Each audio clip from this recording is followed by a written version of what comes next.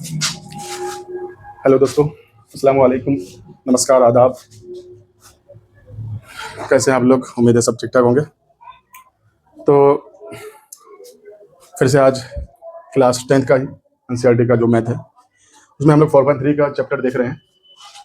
तो कुछ ऐसे क्वेश्चन इसमें हैं जो 5 नंबर के लिए काफ़ी महत्वपूर्ण है। तो आइए उसको समझने की कोशिश कीजिए। तो एक्सरसाइज 4.3 का क्वेश्चन नंबर 7। पहले क्वेश्चन को एक बार पढ़ के देख लीजिए। दो संख्याओं के वर्गों का अंतर 180 है। छोटी संख्या का वर्ग बड़ी संख्या का क्या है? बड़ी संख्या का 8 गुना है। दोनों संख्याएं ज्ञात कीजिए। अब यहां कैसे किसको मानोगे?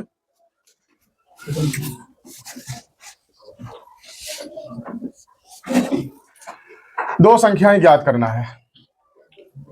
छोटी संख्या का वर्ग बड़ी संख्या का 8 गुना है। बड़ी संख्या हमें मालूम नहीं है। छोटी संख्या का वर्ग बड़ी संख्या का जब 8 गुना है तो बड़ी संख्या में मालूम होगा, तब ना छोटी संख्या का वर्ग हम 8 गुना करेंगे। तो बड़ी संख्या मालूम नहीं है तो हम क्या करेंगे? माना बड़ी संख्या कितना होगी? x। अब क्वेश्चन में कह रहा है छोटी संख्या का वर्ग। साफ साफ कह रहा है कि छोटी संख्या का वर्ग। तो छोटी संख्या का वर्ग जो है वो बड़ी संख्या का क्या है? बड़ी संख्या का 8 गुना है। कर दिया 8 गुना। लेकिन यहां दो संख्याओं के वर्गों का अंतर बोला है, तो ये छोटी संख्या का वर्ग इतना है और ये बड़ी संख्या है। कोई बात नहीं है, हम लोग क्या करेंगे यहां पर? तो छोटी संख्या क्या हो जाएगी यहां पर? जब छोटी संख्या का वर्ग 8x है तो छोटी संख्या क्या होगी? छोटी संख्या क्या होगी? हम लोग ऐसे देखे हैं कि अगर हमारे पास x² बराबर 2 है तो स्क्वायर को हम लोग क्या कहते हैं? यानी x का वर्ग। तो स्क्वायर अगर हटाते हैं तो प्लस माइनस √2 होता है। नहीं, इसी तरीके से यहाँ छोटी संख्या का वर्ग यानी स्क्वायर है। स्क्वायर यहां हट गया तो छोटी संख्या बचा, स्क्वायर हट गया, इसका मतलब प्लस माइनस √8x हो जाएगा। नहीं, अब क्या करें? प्रश्न से क्वेश्चन में अगर ध्यान दें कि दो संख्याओं के वर्गों का अंतर 180 है, तो अंतर हमेशा बड़ा माइनस छोटा का होता है। लेकिन बड़ा यहां पर कौन है? x है। और अंतर जो बोला है वर्गों का अंतर बोला है।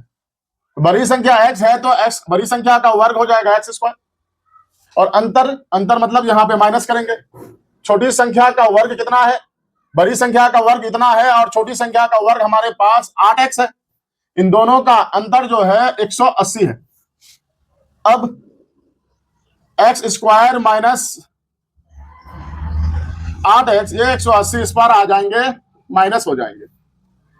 द्विघात समीकरण के रूप में आ गया। इसको गुणनखंड विधि के माध्यम से हल कर सकते हैं। 180 को यहां 1 से माइनस 180 को अगर गुना करेंगे तो माइनस 180 आएगा। और माइनस 180 को अगर हम तोड़ेंगे तो सबको पता होगा कि 18 को 10 से गुना करने से 180 आता है। और 18 से 10 घटा देंगे तो -8 आता है। मतलब -8 अगर लाना है तो इसका मतलब हम इसमें माइनस लगा देंगे।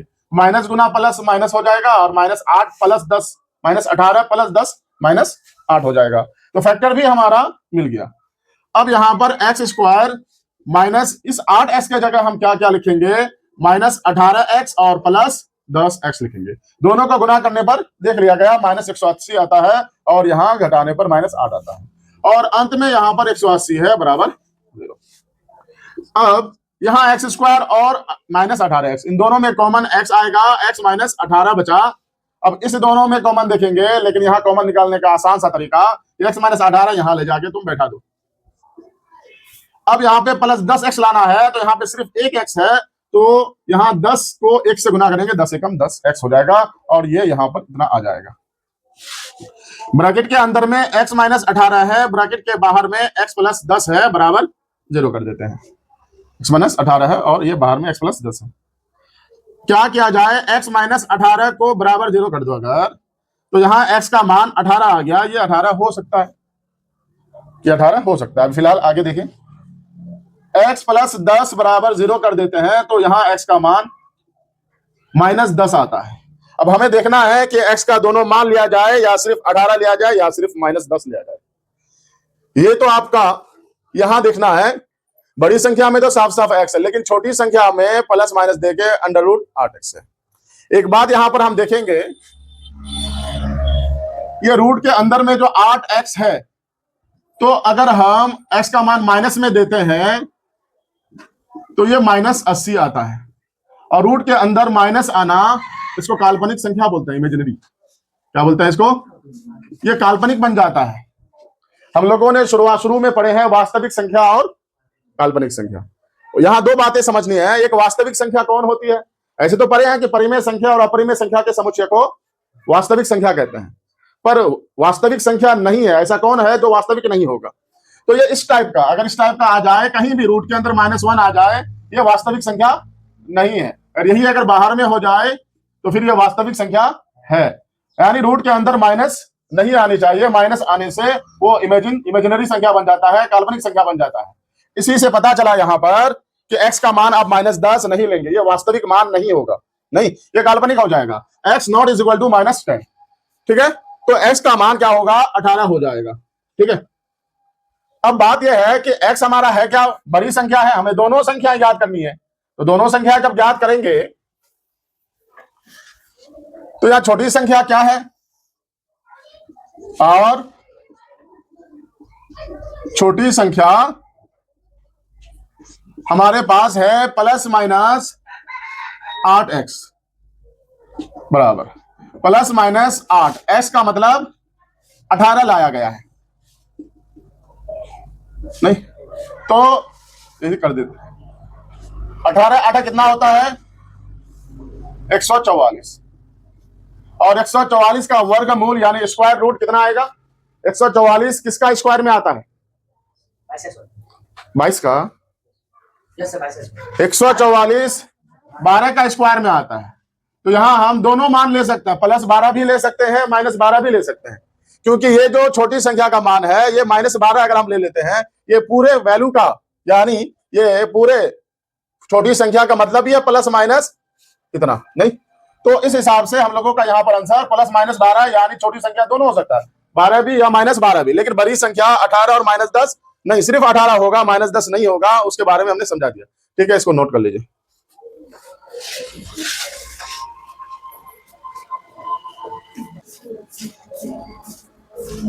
हाँ, तो क्वेश्चन नंबर 8 जो है, एक रेलगाड़ी एक समान चाल से 360 किलोमीटर की दूरी तय करती है।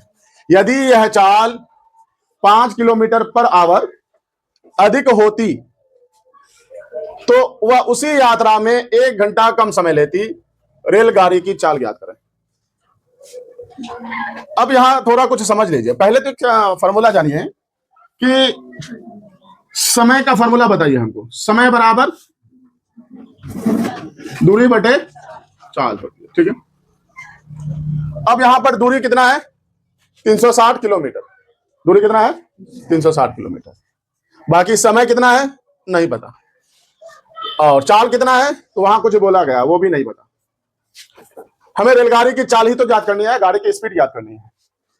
अब कोई अगर इस्लामपुर से सिलीगुड़ी जाए, दूरी मान लेते हैं इस्लामपुर से सिलीगुड़ी का, मान लिया जाए कि 60 किलोमीटर। कितना है? अगर तुम इसका सफर करोगे, इसका अगर सफर करोगे यानी इस्लामपुर से सिलीगुड़ी जाओगे अगर, तो दूरी जो 60 किलोमीटर है वो तो फिक्स रहेगा। बाकी तुम क्या कर सकते हो? स्पीड को गाड़ी की कम बेसी कर सकते हो। अगर गाड़ी की स्पीड यानी चाल को अधिक कर देंगे तो यही दूरी आप कम समय में पहुंच जाएंगे। अगर चाल को घटा देंगे तो आप ज्यादा समय में पहुंचेंगे। मतलब ये समझ में आया कि दूरी आपका फिक्स है, दूरी ना तो घटेगा ना तो बढ़ेगा। चाल कम बेसी हो सकता है। आप बाइक लेके जाते हैं, ये दूरी, अगर बाइक आपको ये दूरी तय करने में 2 घंटा लगता है मान लिया जाए, और कितना के स्पीड में? 40 के स्पीड में। लेकिन आप अगर 80 के स्पीड में जा रहे हैं तो इसका मतलब आप 1 घंटा में पहुंच जाएंगे। यानी आप स्पीड बढ़ा दिए तो समय क्या लग गया? कम लग गया। अगर वही स्पीड आप कम कर देते हैं, 40 के बजाय 20 के स्पीड में जाना चाहते हैं, तो वहां जो 2 घंटा लगता था, आप 4 घंटा लग जाएगा। बात तो समझ में आ गया होगा कि आप चाहे सारा जो फर्क पड़ रहा है यहां पर किस पे पड़ रहा है? चाल में। यानी जितना गाड़ी की स्पीड कम बेसी करोगे उतना समय का अंतराल जो आगे पीछे होते रहेगा। आइए यहां पर देखते हैं हम लोग, हमें ज्ञात करना है रेलगाड़ी की चाल। तो पहले जो ज्ञात करना है उसको मान लो, माना रेलगाड़ी की जो चाल है वो कितना है नहीं पता ना, x किलोमीटर पर आवर, ये चाल की मात्रक है किलोमीटर पर आवर, है ना। तो रेलगाड़ी की चाल x किलोमीटर पर आवर अब ले लिए। अब तो कुछ है नहीं कुछ लेने का यहां पर, डायरेक्ट हम प्रश्न से चलते हैं, ठीक है। हमारे पास फॉर्मूला है समय बराबर दूरी बटे चाल। देखिए रेलगाड़ी एक समान चाल से 360 किलोमीटर की दूरी तय करती है। यदि यह चाल 5 किलोमीटर पर आवर अधिक होती, मतलब समय बराबर दूरी बटे चाल, दूरी हमारा 360 है, दूरी बटे चाल, चाल हमारा तो अभी फिलहाल x है, लेकिन जब 5 किलोमीटर पर आवर अधिक कर देंगे, यानी इस चाल में और कितना 5 और स्पीड बढ़ा देंगे, बढ़ाने का मतलब प्लस, तो ये हमारा क्या हो गया, समय बराबर दूरी बटे चाल, ये जो स्पीड बढ़ा दे तो ये समय है, तो वो जो समय है क्या हो जाता है, तो बोला जा रहा है कि यदि यह चाल 5 किलोमीटर पर आवर अधिक होती तो वह उसकी यात्रा में 1 घंटा कम समय लेती। पहले कितना समय लेता, पहले समय लेता था वो 360 बटे x, नहीं समय बराबर दूरी बटे चाल, ये पहले का था, लेकिन जब इसने चाल को बढ़ा दिया, स्पीड को बढ़ा दिया, तो अब समय क्या कर रहा है, 1 घंटा कम ले रहा है, तो समय 1 घंटा कम कर दो। ये भी आपका समय है, दूरी बटे चाल ये समय है, ये भी आपका समय है, और ये भी एक जो है ये भी समय है, तो यहां समय का फर्क हो रहा है।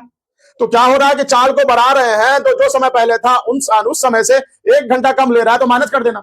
अगर यहां चाल को हम घटाएंगे, मान ले 5 यानी 5 कम से कम यानी 5 किलोमीटर पर आवर उनका स्पीड को कम कर दिया जाए, तो यहां पे ऑटोमेटिकली क्या हो जाएगा, प्लस हो जाएगा समय। यहां चाल कम करने से वहां समय प्लस में आएगा, यानी समय बढ़ेगा। यहां चाल अगर यानी बढ़ाते हैं तो वहां समय क्या होगा, कम लगेगा। ये तो पहले हम लोग समझ चुके हैं। अब इतना जब हो गया है, इसको सरल करके लेके आइए, उसको हल कीजिए, आपका आंसर हो जाएगा। मेन चीज आपका यहीं पर है, यहां समझ के अगर आप इसको बैठा दिए, सजा लिए, बाकी तो इधर कैलकुलेशन है, इधर कोई तो दिक्कत होनी नहीं चाहिए। अब देखिए इधर कैसे हल होगा, 360 बटे x प्लस 5, उसको उठा के इधर लेके आ जाओ, माइनस हो जाएगा, -1 को उधर छोड़ दो, नीचे x को x प्लस 5 से गुना करो, x स्क्वायर प्लस 5x, इस x को इधर भेज दो 360x, ये -360 को x प्लस 5 से गुना करो, तो माइनस गुना plus minus 360x plus minus minus 5 से इसको गुना करो, तो पहले से 0, 5 6 30, 5 या 15 और 3 18, और उस पर है हमारे पास माइनस। अब ये प्लस ये माइनस खत्म, अब ये माइनस और ये माइनस भी खत्म। अब बचा क्या, इधर 1, इसके नीचे भी क्या है 1, इस 1 को ये ऊपर नीचे कोना कोनी गुना करेंगे, x स्क्वायर प्लस 5x बचा, और इसके नीचे 1 है, इधर कोना में 1800 है, गुना करेंगे 1800, माइनस तो हमने काट दिया था। अब इसको x स्क्वायर प्लस 5x ये वाला इस पार लेके आ जाओ, -1800। अब ये द्विघात समीकरण के रूप में आ गया। अब इसका फैक्टर बनाना है, तो फैक्टर बनाने का तरीका क्या दिया, तो फैक्टर बनाने का तरीका हमने बता के दिया था कि इसको आप तोड़ दीजिए, फैक्टर बन जाएगा 2 9 18, 45 दूनी 90, और इधर 2 दूनी 2 दूनी 2 5 10, और इधर 5 से 5 चौके 20, 5 5 25, 5 9 45 और 3 3 9। अब यहीं से जो होगा फैक्टर बनेगा, देखिए 2 दूनी 4 दूनी 8, 5 कितना हुआ 40, और इधर 5 या 15 15 कितना हो गया 45, ये 40 ले लो और ये 45 ले लो, नहीं 45 में से 40 घटाओगे तो 5 आ जाएगा, और गुना करने पर उसे तो आना ही है, क्योंकि उसी से तो तोड़ के लाया गया उसको। फैक्टर आसानी से यहां मिल जाता है, एक्स स्क्वायर हम यहां पे प्लस 45x माइनस 40x कर देंगे, और हमारे पास अंत में -1800 है। नहीं, अब क्या किया जाए, यहां पर कॉमन लेंगे, x कॉमन आ जाएगा, x यहां से निकल गया तो यहां 45 बचेगा, और यहां जो कॉमन में आया ब्रैकेट में x प्लस 45, तो यहां भी आएगा, लेकिन इससे पहले देखना है कि यहाँ -40x है, तो हम भी यहाँ क्या करेंगे -40 लगा देंगे, गुना करेंगे तो -40x आ जाएगा, बाकी इसे गुना करने पर वो तो आएगा ही। अब क्या होगा,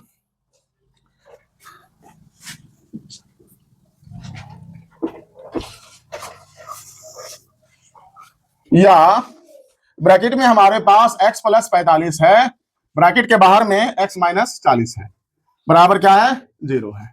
और यदि हम यहां पर x प्लस 45 बराबर 0 करें, तो यहां पर x बराबर -45 होता है ना, दोनों को गुना करने पर 0 आना है, तो किसी एक को तो 0 होना पड़ेगा, तो यहाँ x प्लस 45 को हम 0 कर लेते हैं, तो यहाँ x का मान -45 आ रहा है। अब ये -45 होगा नहीं होगा अभी हम बताते हैं। आइए, जब ये 0 हो सकता है तो ये क्यों नहीं होगा, तो हम x माइनस 40 को भी ले लेते हैं कि चलो ये भी 0 है।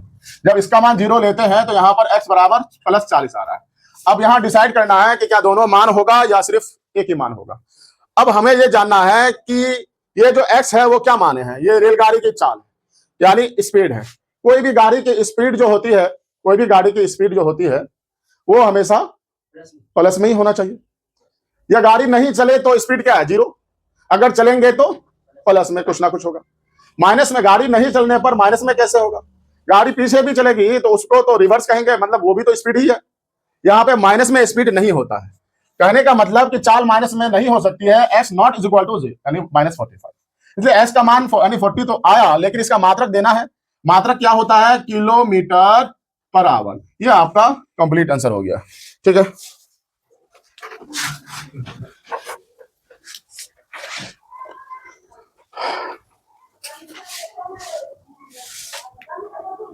तो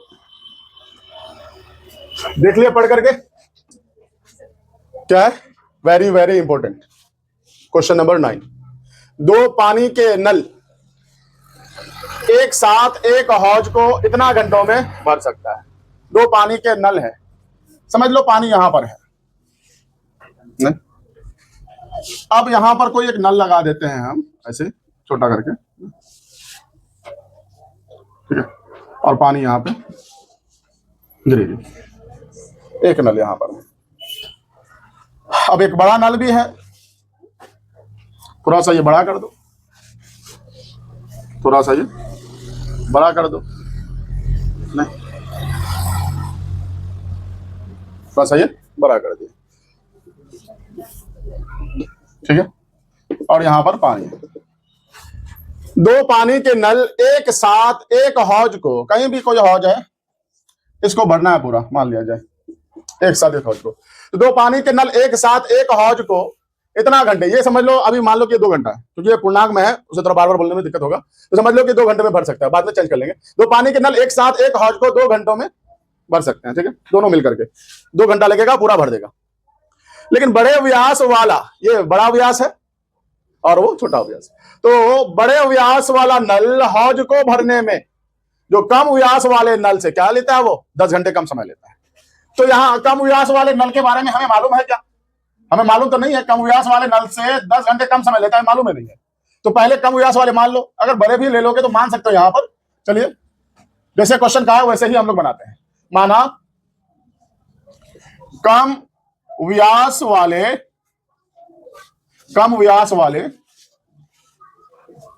नल से हौज को भरने में लगा समय, माना कम व्यास वाले नल से हौज को भरने में लगा समय क्या? x आवर यानी x घंटा, ठीक है। अब क्वेश्चन ही कह रहा है कि बड़े व्यास वाला जो है वो छोटे वाले से 10 घंटे कम समय लेता है। तो यहां क्या लिखोगे? ये तो कम व्यास वाले, तो यहां पे हम लोग कर देंगे बड़े, बाकी तो सब सेम है। बड़े व्यास वाले नल से हौज को भरने में लगा समय कर दिए हम। क्या करेंगे? छोटे व्यास वाले से कम लेता, तो छोटे व्यास वाला में कितना लेता है? x लेता है, और उससे बड़ा वाला कम लेता है। कितना कम लेता है? 10 घंटा कम लेता है। तो ये x - 10 हो गया। क्लियर है? नहीं कहा है बड़े व्यास वाला नल हौज को भरने में, ये जो बड़े व्यास वाला है इसको, इस हौज को भरने में जो कम वाला था उससे 10 घंटा कम लेता है। तो कम वाला कितना लेता था? x, उससे 10 कम ले रहा है, तो माइनस कर देंगे। अब क्या हुआ? प्रश्न से चलते हैं। प्रश्न से पहला शर्त में ही कहा गया था 2 पानी के नल यानी दोनों नल बड़ा और छोटा एक साथ भर रहा है एक हौज को, और दोनों मिलकर इतना घंटे में।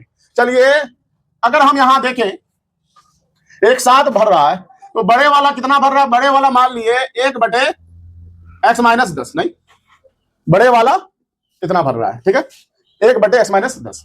एक साथ है तो प्लस कर देंगे, और छोटे वाला कितना? 1/x, ठीक है। लेकिन दोनों एक ही नल को भरते हैं, हौज को भरते हैं।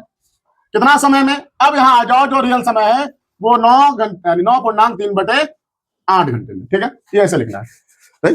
काम तो एक है ना, काम क्या है? हौज को बढ़ना है। इसका भी काम है, ये अकेला इस हौज को बढ़ने में इतना लगता है, वही हौज को ये इतना लगता है, दोनों मिलाकर के उस हौज को इतना घंटे में बढ़ता है। इसलिए यहाँ पे डिवाइड नहीं करना पड़ता है।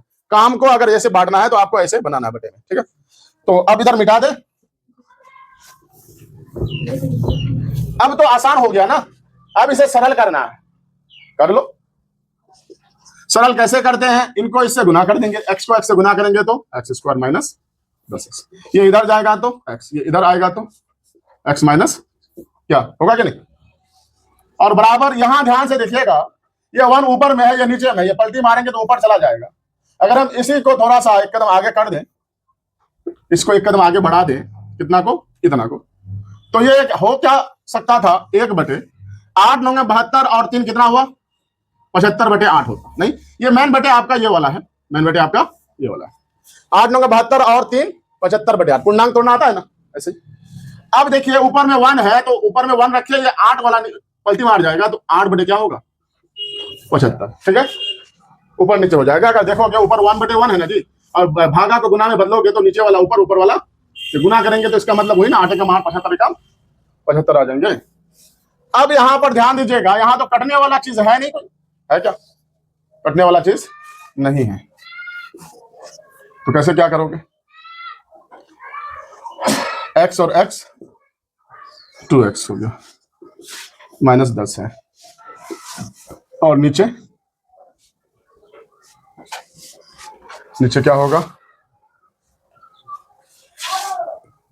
नीचे हो जाएगा आपके पास x स्क्वायर माइनस 10x। अभी हम इसका इलाज करते हैं। ऊपर अगर हम 2 से काट लें या 2 को कॉमन कर ले तो ले सकते हैं, छोटा होगा थोड़ा सा, 2 एकम 2, 2 5 10, 2 चौके नहीं, तो थोड़ा सा छोटा हम लोग कर सकते हैं यहाँ पर। अगर डायरेक्ट समझ में आएगा तो ठीक है, नहीं तो कोई बात नहीं। अच्छा, हम ऐसे बना देते हैं, गुना कर देते हैं डायरेक्ट, बाद में हो जाएगा। 8x स्क्वायर 8 10 कितना हो जाएगा जी 80x, ठीक है, इधर वाला गुना करें। अब ये 75 को इधर से अगर गुना करें तो कर सकते हैं, 75 गुना कितना होता है जी 150 होता है, और 75 को 10 से गुना करेंगे तो 700, थोड़ा सा बढ़ गया। अब हम यहाँ पे कर सकते हैं 8x स्क्वायर माइनस 80x, उठा के इस पार लाए तो इतना हो गया, और वो वाला इस पार लाए माइनस वाला तो प्लस, ये तो पता है, बताने की जरूरत नहीं है। 8x स्क्वायर माइनस, यहाँ पे माइनस माइनस तो जुड़ेगा ना, तो 0 का 0 कर देंगे, 8 और 5 13, 1 और 1 2, इतना आ गया नहीं, और प्लस में हमारे पास 700। यहाँ पे किनका पारा चलेगा, ज्यादा से ज्यादा थोड़ा सा छोटा हो सकता है, 2 से 4 से तो चलेगा नहीं, 4 5 20, 2 से हम इसको काट देते हैं, 2 चौके 8, 2 एकम 2, 2 दूनी 2 एकम 2 बचा 1, 2 5 10, और इधर 2 3 6 बचा 1, 2 7 14 बचा 1, 2 5 10। अब यहाँ पे एक बहुत बड़ा समीकरण बन गया, इसका हल अब अगर फैक्टर बनाने से करेंगे तो कर सकते हैं गुणांकन विधि द्वारा, या फिर हम द्विघात सूत्र से भी कर सकते हैं। तो फैक्टर बनाने के लिए तो हमें बहुत बड़ा रास्ता का सफर करना पड़ेगा। देखते हैं पहले ट्राई करके कैसे बनाया जाता है। 375 को 4 से गुना कर दो, कितना होगा जी 375 को 4 से गुना कर दो, 4 5 20, 4 7 28 और 2 30, 4 4 12 और 3, ये इतना आया। बीच में हमारे पास 115 आना चाहिए, कितना का फैक्टर में, तो यहाँ पे 115 आएगा, कितना लेकर के अनुमान लगाओगे तो अच्छी बात है, नहीं लगेगा तो हमको तोड़ के लाना पड़ेगा। तो आपको पता है कि 750 और 750 क्या होता है इतना, फिर इसको तोड़ेंगे तो 2 3 6, 2 7 14, 1 2 5 10, अब ये कटते जाएगा, 5 7 35, 2 5 5 25, अब ये 15 5 75, अब ये 5 3 15। अब जो भी होगा इन्हीं में से कोई ना कोई बनेगा फैक्टर में। लाना कितना है -115। अब सोचो किनका डिफरेंस में, यानी यहाँ पे हमको जोड़ करके 115 लाना है, घटा करके नहीं, क्योंकि यहाँ प्लस वाला संकेत है ना, यहाँ पर तो प्लस है तो इसका मतलब माइनस गुना माइनस प्लस होता है, यानी दोनों में माइनस होगा, दोनों में माइनस होने से इसका मतलब जोड़ना पड़ेगा।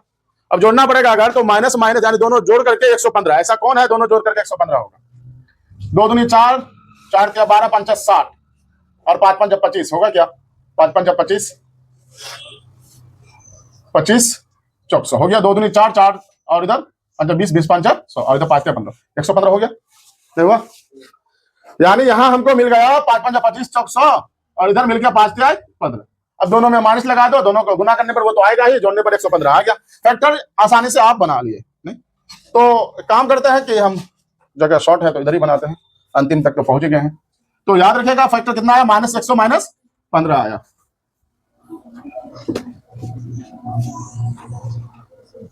हाँ, तो फैक्टर कितना आया, भूल गया, -100 और -15 और प्लस 375। नहीं, अब फैक्टर बन गया तो अब आसान हो जाएगा।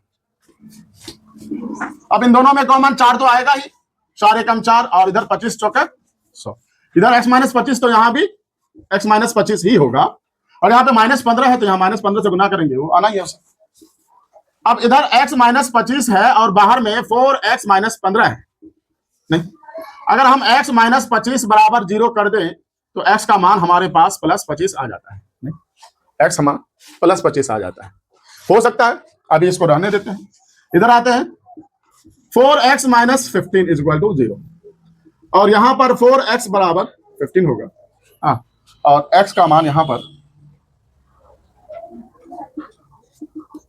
15/4 होगा। अब 2 मान आया है, अब यहां पर 2 मान आ गया है। अब कौन सही होगा, कौन या किसको लेंगे या किसको नहीं लेंगे। x का मान यहां 25 तो आ गया है, 25 x था कौन, कम व्यास वाले नल से इतना लगा, 25 घंटा लग गया। अगर हम लोग थोड़ा देखें, ये मान अगर हम यहां रख के देखते हैं, हाँ थोड़ा ध्यान दीजिएगा, ये 15/4 जो है लगभग कितना के बराबर होगा, 4 चौके 16, लगभग 4 घंटे के बराबर मान लो, लगभग कितना 4 घंटे। अगर तुम x का मान यहां 4 रखोगे तो 10 में से 4 घटेगा तो कितना आ जाएगा, -6 आ जाएगा। और वो कोई भी काम जो होगा माइनस में कैसे होगा, वो जो नल भरेगा तो कुछ तो ना कुछ तो भरेगा, माइनस में ऐसा तो नहीं कि नहीं, यानी माइनस में जाएगा, कुछ तो भरेगा। तो इससे पता चला कि ये नॉट हो जाएगा, नॉट इक्वल टू इतना। बात समझ में आया, क्योंकि इसका सही वैल्यू अगर भाग देंगे तो 4 के आसपास 4 घंटा बनता है, और यहाँ 4 से अगर 10 घटा रहे तो माइनस में आंसर आ रहा है, जिसकी वजह से हम ये मान नहीं ले सकते हैं। ये मान ले सकते हैं तो s बराबर 25 क्या हो जाएगा, घंटा, इतना घंटे। तो हम यहाँ शॉर्ट में इतना घंटे करके आंसर छोड़ सकते हैं। तो ये हो गया आपका कम व्यास वाले नल से हौज को भरने में लगा समय इतना घंटे। हमने उसको हटा दिया, काट दिया और वो बता भी दिया कि वो ऐसा है। लेकिन यहाँ अगर लिखना चाहे तो हम यहाँ पे लिख सकते हैं लेस देन x-10। खैर छोड़ दीजिए, उसको समझ लेगा उतना। आगे हमको क्या चाहिए, और बड़े वाले से, और बड़े वाले से इज इक्वल टू कर दे, इतना लिखने की जरूरत नहीं है, शॉर्ट में बड़े वाले से। तो बड़े वाले से क्या होगा, x-10, x का मतलब 25 और 10, तो कितना हो गया, 25 में से 10 घटेगा तो 15, तो ये कितना समय लेंगे, 15 घंटे लेंगे। नहीं, तो बड़े व्यास वाले नल से भरने में 15 घंटे लगेंगे, बड़ा है तो ज्यादा कम समय में हो जाएगा, और वो छोटा है तो थोड़ा ज्यादा समय लगेगा। तो ये आपका कंप्लीट आंसर है, ठीक है। तो नोट करिए इसको फिर।